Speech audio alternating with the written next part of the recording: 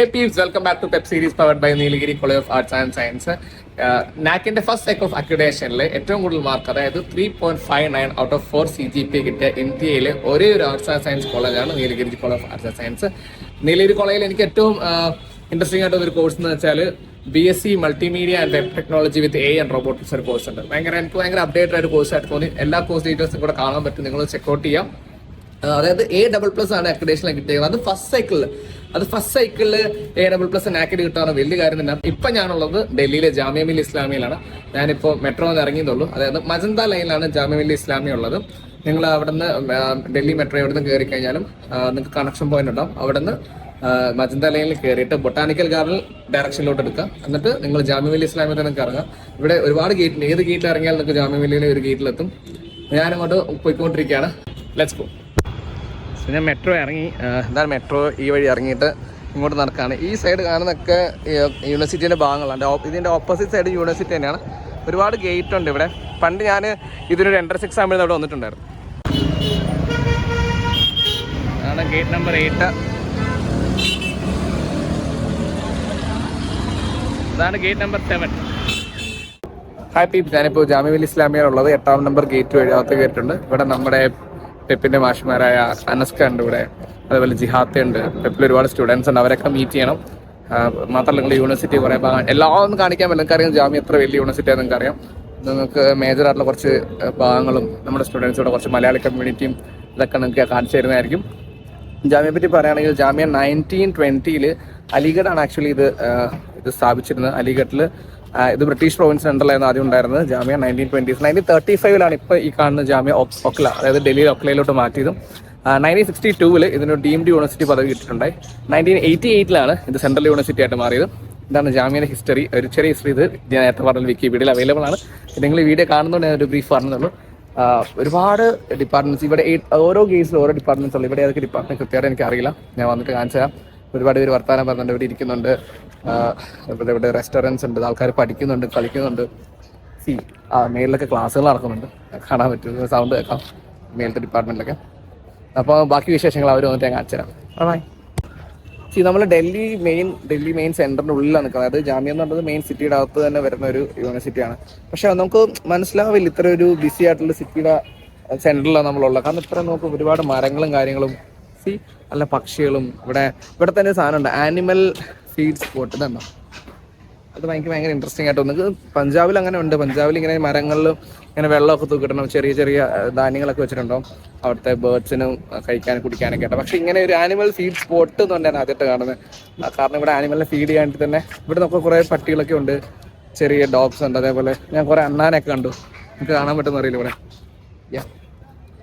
അത് ഭയങ്കര നല്ലൊരു രസം തോന്നുന്നുണ്ട്. ലൈക്ക് നമുക്കൊരു നമ്മുടെ നാട്ടിലുള്ള ഒരു ക്യാമ്പസൊക്കെ പോലെ, അല്ലെങ്കിൽ ഒരു എന്താ പറയുക, നല്ല തണുപ്പും നല്ല മരങ്ങളും നല്ല കാറ്റൊക്കെ ഉള്ള ഭയങ്കര ഒരു കാം ഒരു അറ്റ്മോസ്ഫിയർ. കയറുമ്പോൾ തന്നെ നമുക്ക് അങ്ങനെ ഒരു ഫീലുണ്ട് ഇവിടെ. ഞാൻ നേരത്തെ പറഞ്ഞല്ലോ ഇവിടെ സ്കൂൾസ് എന്ന് പറയില്ല, ഇവിടെ ഫാക്കൽറ്റി പറയാം. Faculty of law, faculty of education, faculty of life sciences, faculty of engineering. അങ്ങനെ സ്കൂൾ എന്ന് പറയാത്ത കാരണം വെച്ചാൽ ഇവിടെ ആക്ച്വലി ശരിക്കുള്ള സ്കൂളുകൾ ഇതിനുള്ളിലുണ്ട്. ഗേറ്റ് നമ്പർ 17 തോന്നുന്നു. ഇവിടെ ശരിക്കുള്ള സ്കൂൾ, അതായത് നമ്മൾ LKG മുതൽ ഹയർ സെക്കൻഡറി വരെയുള്ള സ്കൂളുകൾ, അവിടെയൊക്കെ സ്കൂളുകളുണ്ട്. അവിടെയൊക്കെ എൻട്രൻസ് എക്സാം വരെയാണ് കയറ്റുന്നത്. അതായത് ചിലപ്പം LP വരെ എൻട്രൻസ്, UP വരെ എൻട്രൻസ്, ഹയർ സെക്കൻഡറി എൻട്രൻസ്. ഇടയ്ക്ക് ഒരു കുട്ടിക്ക് ജോയിൻ ചെയ്യണമെങ്കിൽ ഇവിടുത്തെ എൻട്രൻസ് എഴുതണം. അപ്പോൾ ഒരു യൂണിവേഴ്സിറ്റി ഉള്ളിൽ, അതായത് LKG മുതൽ നിങ്ങൾക്ക് PhD വരെയുള്ളൊരു അറ്റ്മോസ്ഫിയർ ആണ് ജാമ്യയിലുള്ളത്. അത് ഒറ്റ ഗേറ്റിലല്ല, ഞാൻ പറഞ്ഞ ഒരു 10-35 ഗേറ്റ് ഉണ്ട് ഇവിടെ. അതിൽ 17ാമത്തെ ഗേറ്റിലാണ് ഈ സ്കൂളുള്ളത്. ഈ കാണുന്ന RCയുടെ റെസിഡൻഷ്യൽ ഹോസ്റ്റലാണ്. RC എന്ന് വെച്ചാൽ റെസിഡൻഷ്യൽ കോച്ചിങ് അക്കാദമിയാണ്. അതായത് സിവിൽ സർവീസ് എക്സാമിന് പ്രിപ്പയർ ചെയ്യുന്നവർക്ക് വേണ്ടിയിട്ട് ഫ്രീ ആയിട്ട് ഹോസ്റ്റൽ ഫെസിലിറ്റി അടക്കം കോച്ചിങ് കൊടുക്കുക. അത് കൂടുതലും SC/ST കമ്മ്യൂണിറ്റി അല്ലെങ്കിൽ അതർ മൈനോറിറ്റീസ് ആയിട്ടുള്ളവർക്കും ലേഡീസിനും അല്ലെങ്കിൽ സ്ത്രീകൾക്കാണ് ഫ്രീ ആയിട്ടാണ് ഇവിടെ കോച്ചിങ് കൊടുക്കുക. അതിനൊരു വൺ ഓഫ് ദ ഹോസ്റ്റലാണ് നിങ്ങൾ കാണുന്നത്. ഇതിൻ്റെ ക്ലാസ് നടക്കുന്ന അപ്പറയാണ്. ഇതിൻ്റെ സ്പെഷ്യാലിറ്റി എന്ന് പറഞ്ഞു വെച്ചാൽ 2021 സിവിൽ സർവീസ് എക്സാമിൽ 1ാം റാങ്ക് ഈ ഇൻസ്റ്റിറ്റ്യൂട്ടിൽ പഠിച്ച കുട്ടിക്കായിരുന്നു. പിന്നെ അതുപോലെ തന്നെ 600ഓളം സെലക്ഷൻസ് ഈ അക്കാഡമിക്കിൽ പഠിച്ച കുട്ടികൾക്ക് കിട്ടുന്നുണ്ടായിരുന്നു. ഇതിൻ്റെ ബാക്കി കുറച്ച് പണി ഇവിടെ നടക്കുന്നുണ്ട്. ഹോസ്റ്റലിന് കൂടുതൽ പുതിയ ഹോസ്റ്റലിൻ്റെ പണി നടക്കുന്നുണ്ട്. സോ ഈ കാണുന്നതാണ് ഒരു ഹോസ്റ്റൽ. ഇതിൻ്റെ ഇൻസ്റ്റിറ്റ്യൂട്ട് അപ്പുറം ഞാൻ കാണിച്ചു തരാം. ഇത്ര അടിപൊളി ഹോസ്റ്റലാണ് നോക്ക്. ഇതും ആ കാണുന്നതാണ് സെൻറ്റർ ഓഫ് കോച്ചിങ് സെൻറ്റർ. ഇവിടെയാണ് കോച്ചിങ് നടക്കുന്നത്. അതിൻ്റെ അകത്തേക്ക് വ്ളോഗിങ് വളരെ വീഡിയോ എടുക്കാൻ സമ്മതിക്കുന്നില്ല, അതുകൊണ്ട് ഇവിടെ നിന്ന് കാണിച്ചു തന്നെ ഞങ്ങൾക്ക്. ഞാൻ കുറച്ച് വ്ളോഗ് ചെയ്തപ്പോൾ ഞാൻ ഇവിടെ നിന്ന് ചായ കുടിക്കാൻ വിചാരിച്ചു, എന്തെങ്കിലും കഴിക്കാൻ വേണ്ടി ഞാൻ ഇവിടെ റെസ്റ്റ് എടുക്കുകയാണ്. ഇവിടെ ഈ ഒരു ഇതിൻ്റെ ഉള്ളിൽ തന്നെയുള്ള, അതായത് international studies, western international studies, അതിൻ്റെ നേരെ ഓപ്പോസിറ്റുള്ള ഒരു ചെറിയൊരു ക്യാൻറ്റീനിലാണ് ഭക്ഷണമൊക്കെ വെച്ച്. ഇവിടെ ഓരോ ടേബിൾ ഇങ്ങനെ ഓരോരുത്തർ ഇരിപ്പുണ്ട് കേട്ടോ, കുറേ അവിടെ മുമ്പിലുണ്ട്. അവിടെ എല്ലാം ഭയങ്കര ഡിസ്കഷൻസ് നടക്കാം, ഭയങ്കര കാര്യമായിട്ടുള്ള ചർച്ചകൾ, തമാശ പറഞ്ഞല്ല, ശരിക്കും കാര്യമായിട്ടുള്ള ചർച്ചകൾ നടക്കുന്നത്. ആൾക്കാർ ഓരോ കാര്യങ്ങൾ, ഓരോ പേപ്പർ, ഓരോ വിഷയത്തെ പറ്റിയൊക്കെ, അക്കാഡമിക്കുമായിട്ടും അല്ലാതെ പൊളിറ്റിക്സുമായിട്ടും എല്ലാവരും ഇങ്ങനെ ചർച്ചകൾ നടന്നിരിക്കുന്നത്. നല്ല രസമുണ്ട്, കേൾക്കാൻ നല്ല രസമുണ്ട്. ഈ കടന്ന് ഞാൻ വെച്ചതാ 60 രൂപയുടെ ചിക്കൻ ബർഗറാണിത്. ഇത് നല്ല വൃത്തിയായിട്ടുണ്ട്.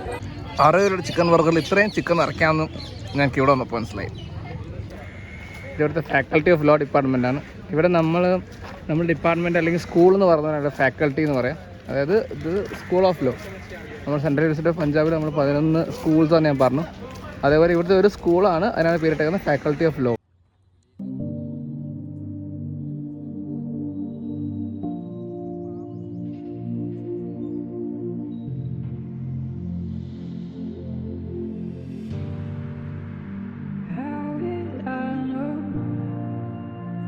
Hey peeps, welcome back to Pep Series powered by Nilgiri College of Arts and Science. ഇപ്പോൾ ഞാനുള്ളത് സൗത്ത് ഡൽഹിയിലാണ്, സൗത്ത് ഡൽഹിയിലെ ഒക്ല വിഹാറിൽ. ഇവിടെയാണ് ഞങ്ങൾ ഐഹോം എന്ന് വിളിക്കുന്ന ഇൻക്യുബേഷൻ ഹോം, അതായത് പെപ്പിൻ്റെ സ്റ്റുഡിയോയും ഓഫീസും ഉള്ളത് ഇവിടെയാണ്. നിങ്ങളുടെ ഫേവറേറ്റ് ആയിട്ടുള്ള ഷഹീർ സാർ, അനസ് സാർ, അതുപോലെ നൈലൂഫർ മാം, ജിഹാത്ത്, ഇവരൊക്കെ ഇവിടെ നിന്നാണ് ക്ലാസ് എടുക്കുന്നത്. നമുക്ക് ചെറിയൊരു സ്റ്റുഡിയോ, ഒരു ഓഫീസ് സ്പേസ് ഉള്ളത്. അപ്പോൾ നിങ്ങൾക്ക് ഇന്നൊരു ഓഫീസ് ടൂർ അല്ലെങ്കിൽ പെപ്പിൻ്റെ ഒരു സ്റ്റുഡിയോ ടൂർ വരാമെന്ന് വിചാരിക്കുന്നു.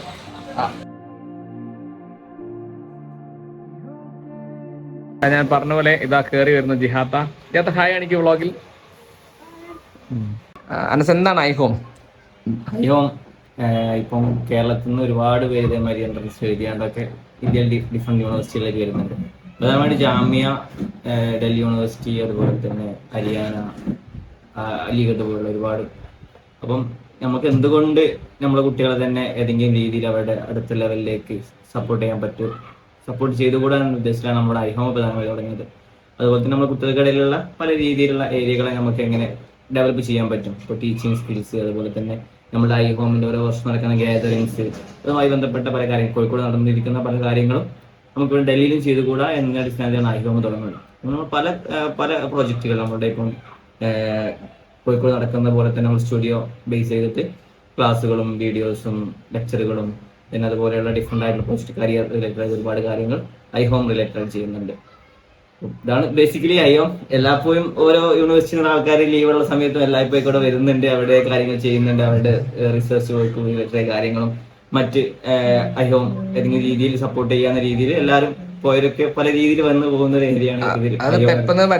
ഡൽഹി നോർത്ത് ഇന്ത്യ ഭാഗത്തുള്ള കുട്ടികളൊക്കെ എല്ലാ ഏരിയയിലും ഉദാഹരണത്തിന് അവർക്ക് എന്തെങ്കിലും ലീവ് ഉണ്ടാവുന്ന സമയത്ത്, ഒഴിവുണ്ടാകുന്ന സമയത്തൊക്കെ അവർ ആദ്യം ഡൽഹിക്ക് വരുന്നുണ്ടെങ്കിൽ തീർച്ചയായിട്ടും ഐഹോമിലായിരിക്കും.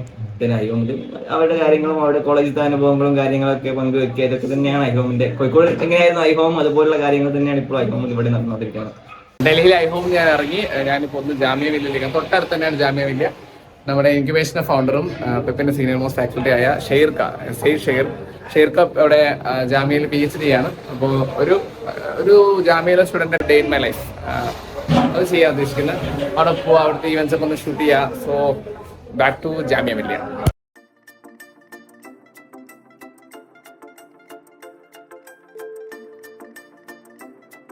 പൊതുവേ നമ്മളിപ്പോ ഒരു സെൻട്രൽ യൂണിവേഴ്സിറ്റി എന്നൊക്കെ പറയുന്ന സമയത്ത് ആളുകളുടെ മനസ്സിലുണ്ടാവുക അവിടെ സോഷ്യൽ സയൻസ്, പറഞ്ഞ പോലെ അങ്ങനത്തെ കോഴ്സുകൾ ഉണ്ടാവുന്നുള്ളൂ. പക്ഷെ ജാമ്യയിൽ നമുക്ക് ബിടെക് കോഴ്സുകൾ ഒരുപാട് പ്രൊവൈഡ് ചെയ്യുന്നുണ്ട്.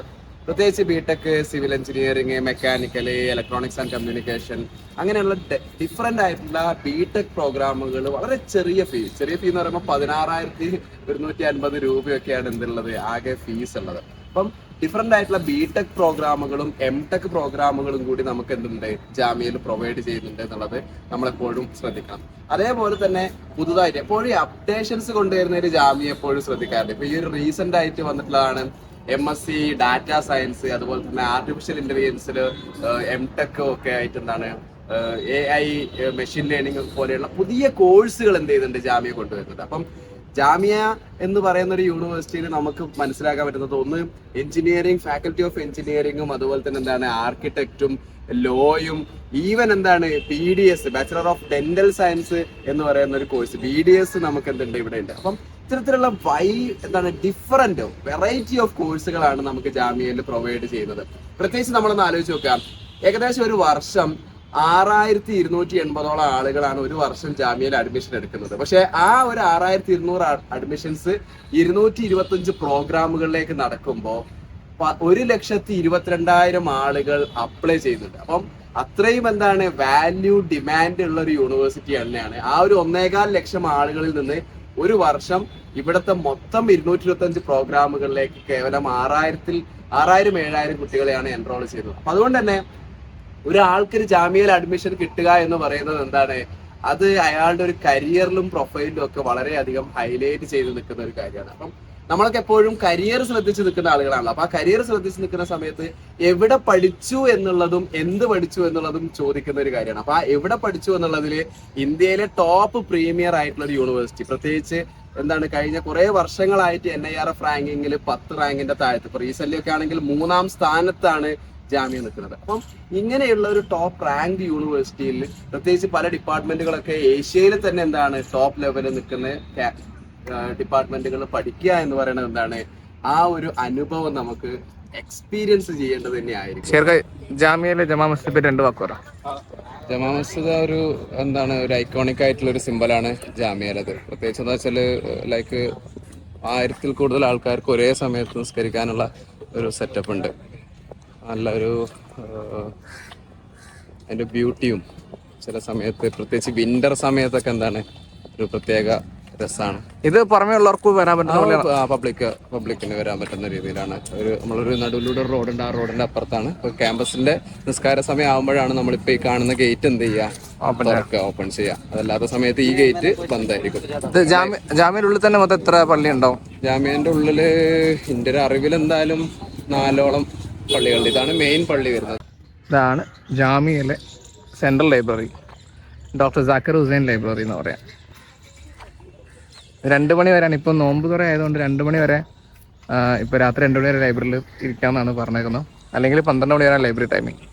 ജാമിയയിലെ മറ്റൊരു പ്രധാനപ്പെട്ട കോഴ്സ് എന്ന് പറയുന്നത് എഞ്ചിനീയറിംഗ് ഡിപ്പാർട്ട്മെന്റിൽ പ്രൊവൈഡ് ചെയ്യുന്ന ഡിഫറെന്റ് കോഴ്സുകളാണ്. അതായത് ബിടെക്കിൽ തന്നെ വെറൈറ്റി കോഴ്സുകൾ, സിവില്, മെക്കാനിക്കല്, ഇലക്ട്രിക്കല്, അങ്ങനെയുള്ള ഡിഫറെന്റ് പ്രോഗ്രാമുകൾ നമുക്ക് ജാമിയയിലെ എഞ്ചിനീയറിംഗ് ഡിപ്പാർട്ട്മെന്റ്. അവിടെ തന്നെ ബിടെക്കും എംടെക്കും ചില കോഴ്സുകളിലൊക്കെ അതുപോലെ MSc ഇലക്ട്രോണിക്സ് പോലെയുള്ള കോഴ്സുകളും ഉണ്ട്. ഈ ഗേറ്റ് ഇന്റർ കണക്ടർ അല്ല, ഇപ്പൊ ഒരേ സൈഡിലെ ഗേറ്റ് ഇന്റർ കണക്ടർ അല്ല.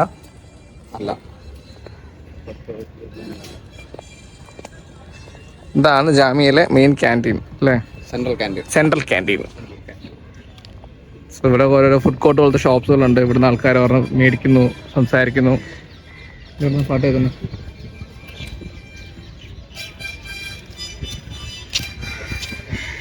ഇവിടെ പൊതുവെ ചില സമയത്തൊക്കെ നല്ല മ്യൂസിക് ഈവന്റ്സ് ഒക്കെ ഉണ്ടാവും. ആളുകൾ തന്നെ ജാമ്യന്ന് വന്നിട്ട് അവര് തന്നെ പിള്ളേരിങ്ങനെ ഒരുമിച്ചിരുന്ന് വായിക്കും. സെൻട്രൽ ക്യാൻറ്റീനിൽ തന്നെ പ്രത്യേക 2-3 സ്ഥലത്തായിരിക്കും ചായ മാത്രമുള്ള, പിന്നെ വേറെ ചെറിയ കടി. പിന്നെ മെയിൻ കൗണ്ടർ എന്ന് പറയുന്നത് സെൻട്രൽ ക്യാൻറ്റീനാണ്. അതിനുള്ളിലായിട്ടുള്ള അതിന്റെ മുകളിലാണ് ഗേൾസിന്റെ ഒരു കൺവീനിയന്റ് റൂം എന്ന് പറയുന്നത്, കോമൺ റൂം. ഓക്കെ. ഉള്ളിലുള്ള ആളുകൾ നിസ്കരിക്കാനും റെസ്റ്റ് എടുക്കാനൊക്കെ വേണ്ടിയിട്ട് ചെയ്യുന്നത്. ഇവിടെ നല്ല രസമുണ്ടല്ലോ ഈവനിങ്ങിൽ വന്നിരിക്കുന്ന ഒരു സൺസെറ്റും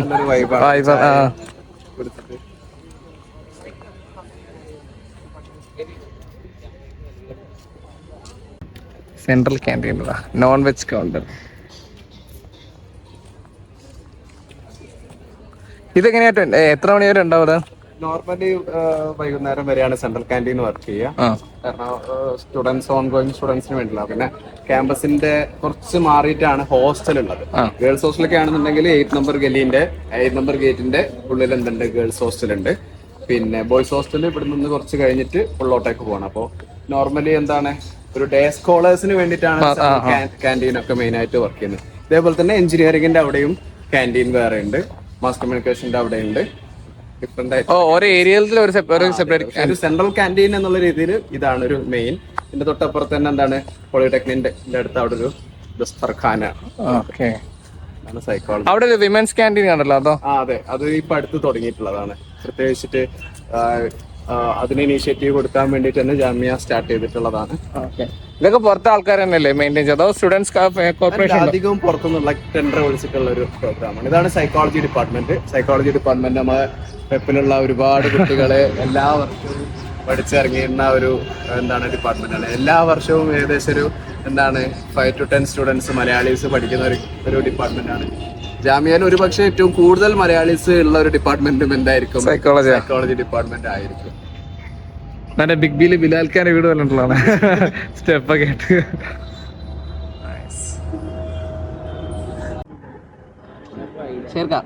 എന്താ ഇപ്പോഴും ജാമ്യത്തെ ഇങ്ങനെ പിടിച്ചേക്കുന്നത്? എന്താണ് ജാമ്യയിലൊരു രഹസ്യം? ജാമ്യ ശരിക്ക് ഇവിടെ ജീവിച്ച ആളുകൾക്കറിയാം. ഒരിക്കലും നമ്മളിവിടെ വന്നു കഴിഞ്ഞാൽ പിന്നെ നമ്മളിവിടെ അങ്ങ് ലോക്കായി പോകുന്ന ഒരു പ്രത്യേകത ഉള്ള ഒരു സ്ഥലമാണ് പൊതുവേ ഡൽഹിയിൽ വന്ന ആളുകളൊക്കെ എന്ത് ചെയ്യും, എന്തെങ്കിലുമൊക്കെ ആയിട്ട് ഇവിടെ തന്നെ കൂടാനാണ് ശ്രമിക്കുക. പക്ഷെ നമ്മളൊരു ക്യാമ്പസിൻ്റെ ഭാഗമായിട്ട് നിൽക്കുന്ന സമയത്തുള്ളൊരു ആ ഒരു അനുഭൂതിയൊക്കെ വേറെ തന്നെയാണ്. കാരണം ഇപ്പം ഞാനിവിടെ ആദ്യമായിട്ട് വന്നത് 2012 2012 എന്ന് പറയുമ്പോൾ ഏകദേശം 12 കൊല്ലം മുമ്പാണ് PGക്ക് വേണ്ടിയിട്ട്. അപ്പോൾ ആ ഒരു സമയത്ത് ഇവിടെ വരുമ്പോൾ നമ്മളെയൊക്കെ ഉള്ളിലുണ്ടാവുന്നത് കേരളത്തിൻ്റെ പുറത്ത് ആദ്യമായിട്ട് പോയി പഠിക്കുക, ഒരു സെൻട്രൽ യൂണിവേഴ്സിറ്റിയിൽ പഠിക്കുക, അതുപോലെ തന്നെ നമ്മളൊക്കെ ലാംഗ്വേജ്, ഇപ്പോൾ നമുക്കൊക്കെ അറിയാം നാട്ടിലൊക്കെ ഒരു സാധാരണ സ്കൂളിലും കോളേജുകളിലൊക്കെ പഠിച്ച് വന്ന ഒരാളെ സംബന്ധിച്ചിടത്തോളം നമ്മൾ ഏറ്റവും കൂടുതൽ ഫേസ് ചെയ്യുന്നൊരു സാധനമായിരിക്കും ഭാഷ. പ്രത്യേകിച്ച് ഇവിടെ നമുക്ക് മലയാളം അല്ലാണ്ട് പിന്നെ ഇംഗ്ലീഷ് അല്ലാണ്ട് പിന്നെ വേറൊന്നും നമുക്ക് മുറിയൻ ഹിന്ദി ഇംഗ്ലീഷ് മാത്രമേ ഇവിടെ പോവുള്ളൂ. നമ്മളെ നമ്മളെ മലയാളം വെച്ചിട്ടൊന്നും ജീവിക്കാറില്ല. അപ്പം സത്യം പറഞ്ഞാൽ നമ്മൾ ജീവിതത്തിലൊരു നെക്സ്റ്റ് ലെവൽ ഓഫ് ചലഞ്ചസും ക്രൈസിസും ഏറ്റെടുക്കുകയായിരുന്നു ഇൻറ്റൻഷനലി ആ ഒരു 2012 ഇങ്ങോട്ടേക്ക് വരുന്ന സമയത്ത്, PGക്ക് വരുന്ന സമയത്ത്. അപ്പം അങ്ങനെ ഒരു ലൈഫിൽ റിസ്ക് എടുക്കാനും ചലഞ്ച് ഏറ്റെടുക്കാനും ഒക്കെ തയ്യാറാവുന്ന ആളുകൾക്ക് ഒരു ഈസി ടാസ്ക് എന്ന് പറയുന്നത് സത്യം പറഞ്ഞാൽ ഇപ്പം നല്ലൊരു യൂണിവേഴ്സിറ്റി കണ്ടെത്തിയിട്ട് പുറത്ത് പോയി പഠിക്കാതെ. അപ്പം അങ്ങനെയാണ് ആ ഒരു 12 വർഷം മുമ്പ് PGക്ക് ഇവിടെ എത്തിയത്. പിന്നെ കൃത്യം 2 വർഷം കൊണ്ട് PG കംപ്ലീറ്റ് ചെയ്തിട്ട് നാട്ടിൽ പോകുന്നു. പിന്നെ നമ്മളെ ഇൻക്യുബേഷനും വെപ്പും ഒക്കെ ആയിട്ട് ഇങ്ങനെ പോയി വീണ്ടും ഒരു വലിയ 10 കൊല്ലത്തെ ഗ്യാപ്പ് എടുത്തിട്ട് PhDക്ക് തിരിച്ചു വരുന്നൊരു അവസ്ഥയാണ്. അപ്പോൾ കുറേ ആൾക്കാർ ചോദിച്ചിട്ടുണ്ട് 10 കൊല്ലം കഴിഞ്ഞിട്ട് പിന്നെയും ഒരു ക്യാമ്പസിലേക്ക് പോവുക എന്നുള്ളത്. അതാണ് സത്യം പറഞ്ഞാൽ ജാമ്യയുടെയൊക്കെ ഒരു പ്രത്യേകത. നമ്മളൊരു ക്യാമ്പസിൽ ജീവിക്കുന്ന സമയത്ത് നമ്മളവിടെ പഠിക്കുകയാണ് എന്ന് തോന്നുന്നതിനപ്പുറത്തേക്ക് നമ്മളവിടെ വളരുകയും നമ്മളുടെ ഒരുപാട് തോട്ട് ലെവൽ ആയിക്കോട്ടെ, റിലേഷൻഷിപ്പ് ആയിക്കോട്ടെ, നെറ്റ്വർക്കിംഗ് ആയിക്കോട്ടെ, ഈ സാധനങ്ങളെ ഒക്കെ ഇൻഫ്ലുവൻസ് ചെയ്യാൻ സാധിക്കുന്ന ഒരു കപ്പാസിറ്റി ഉണ്ട് ജാമ്യക്ക്. പ്രത്യേകിച്ച് ഡൽഹിയിലുള്ള യൂണിവേഴ്സിറ്റികളും അതിൽ ജാമ്യക്ക്.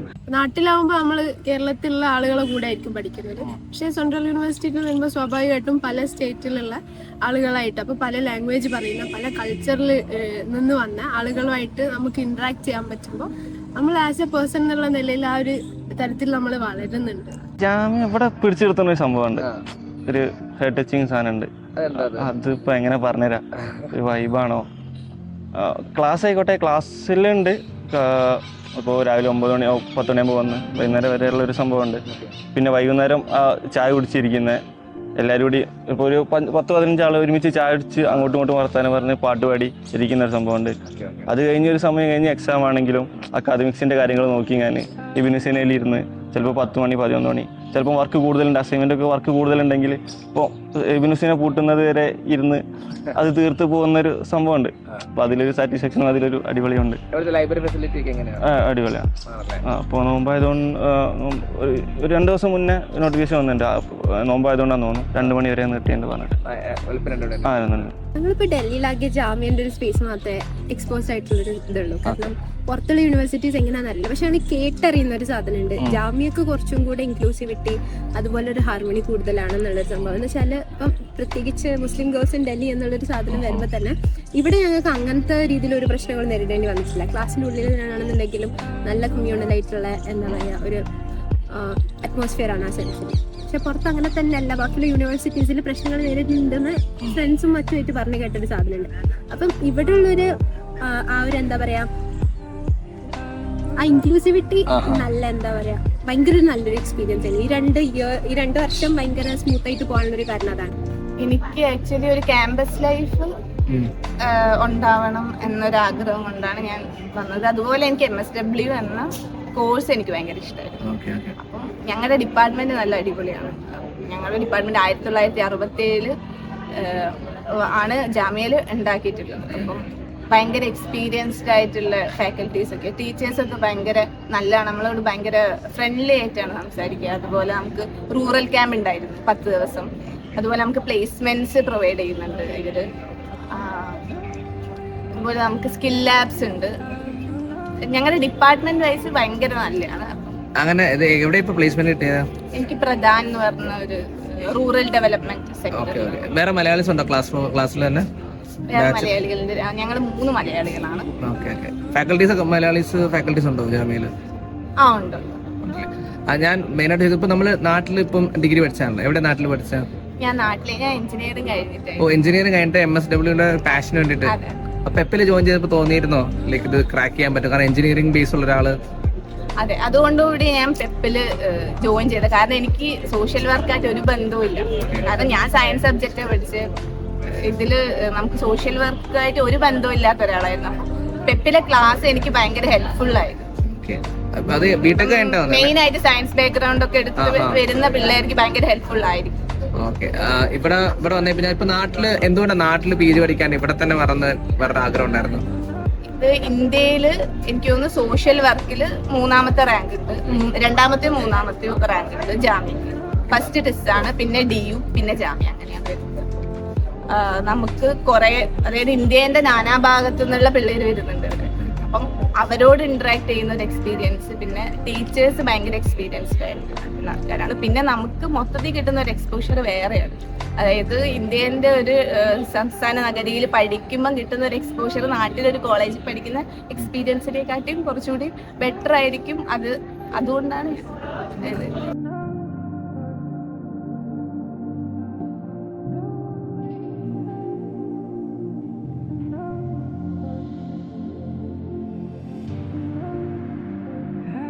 വെബ് സീരീസിന്റെ ജാമ്യ മില്ലിയ ഇസ്ലാമിയ ഫീച്ചർ ചെയ്ത വീഡിയോ എല്ലാവർക്കും ഇഷ്ടപ്പെട്ടെന്ന് വിചാരിക്കുന്നു.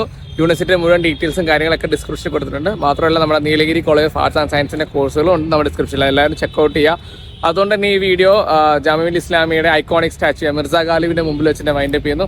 സോ നിങ്ങൾക്ക് എന്തെങ്കിലും സംശയം ഉണ്ടെങ്കിൽ ചോദിക്കുക, കമന്റ് ബോക്സിൽ ചോദിക്കുക, നമ്മളെല്ലാം തരുന്നതായിരിക്കും. നിങ്ങൾക്ക് ഏത് യൂണിവേഴ്സിറ്റിയെ കാണേണ്ട ഒരു കമന്റ് ചെയ്യുക. സോ അവിടെ പോയി നമ്മൾ വെബ് സീരീസ് ഫീച്ചർ ചെയ്യുന്നതായിരിക്കും. ബൈ.